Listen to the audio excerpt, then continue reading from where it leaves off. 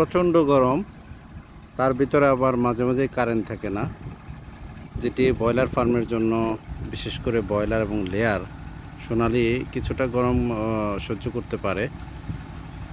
সেক্ষেত্রে খামারি ভাইরা এই টিনের চালকে ভিজিয়ে দেওয়ার জন্য পানির ঝর্ণার ব্যবস্থা করে থাকেন।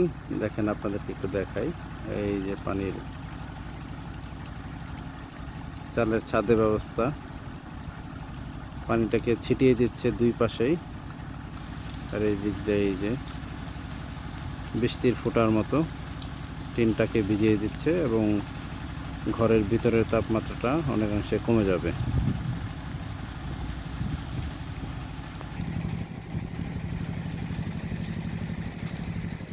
খুব সুন্দর ব্যবস্থা।